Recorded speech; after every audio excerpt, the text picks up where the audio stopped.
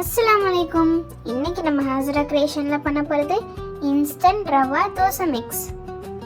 இதை நீங்கள் பண்ணி வச்சுக்கிட்டிங்கன்னா உங்களுக்கு தோன்ற நேரம்லாம் சுட்டு சாப்பிட்டுக்கலாம்.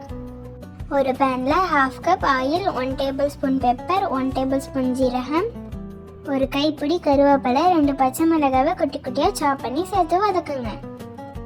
ஜீரகம் போடுற வீடியோ எடுக்க மறந்துட்டோம், நீங்கள் மறக்காமல் சேர்த்துக்கோங்க. நல்லா வதங்கினதோட ஒரு கேரட்டை கட் பண்ணி சேர்த்துங்க. கொஞ்சமாக போட்டு கடலை, கொஞ்சமாக முந்திரி பருப்பு சேர்த்து வதக்குங்க.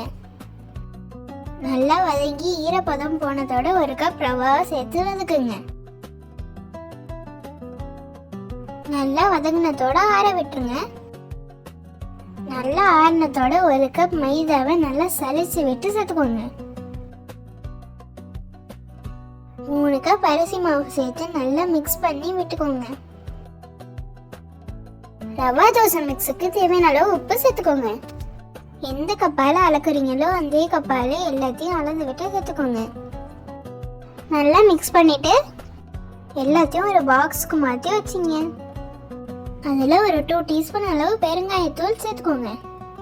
நல்லா கலந்து விட்டு ஸ்டோர் பண்ணி வச்சுக்கலாம். Rava dosa mix ready. இப்போ ரவா தோசை எப்படி சுடுறதுன்னு பார்த்துடலாம். நம்ம செஞ்ச ரவா மிக்ஸ்லேருந்து உங்களுக்கு வேணுங்கிற அளவு தோசை மிக்ஸில் தண்ணி சேர்த்து மாவு நல்லா லிக்விடாக இருக்கணும். மாவு நல்லா கலந்து விட்டு வச்சிங்க. இந்த மாவுக்கு நீங்கள் தயிர் ஊற விடணும்லாம் அவசியம் கிடையாது. எந்த கட்டியும் இல்லாமல் மாவு இதே போல் லிக்விடாக இருக்கணும். மாவு கலக்கிற பதத்தில் தான் ரவா தோசையோட டெக்ஸ்சர் நல்லா வரும். ரொம்ப தண்ணியாகவும் இல்லாமல் ரொம்ப திக்காகவும் இல்லாமல் இந்த பதத்தில் கலக்கி வச்சிங்க. சுடும்போது 1 டேபிள் ஸ்பூன் ரவா சேர்த்துட்டு கலந்து விட்டுட்டு தோசையை நான் சுடுற மாதிரி சுடுங்க. ஏதாவது ஒரு கப் எடுத்துட்டு நான் ஊற்றுற மாதிரி பேன் நடுவுலேருந்து ஊற்றணும். கொஞ்சமாக எண்ணெயோ நெய்யோ சேர்த்துக்கோங்க.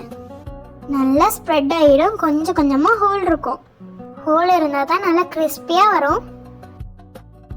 ஒரு தோசை சுடுறதுக்கு முன்னாடியே நல்லா கலந்து விட்டு ஊற்றுங்க. நார்மல் தோசை மாதிரி ஊற்றுனா டேஸ்ட் நல்லா இருக்காது. அவ்வளோதான், நல்லா கிறிஸ்பியான ரவா தோசை ரெடி. நீங்களும் இந்த இன்ஸ்டன்ட் ரவா தோசை மிக்ஸை செஞ்சு வச்சுட்டு உங்களுக்கு வேணுங்கிற நேரம்லாம் சுட்டு சாப்பிட்டுக்கலாம். இந்த தோசையை செஞ்சு சாப்பிட்டீங்கன்னா 1-2 முடிக்கவே முடியாது. நம்ம லிமிட்டை மீறி நம்மளே நிறையா சாப்பிடுவோம்.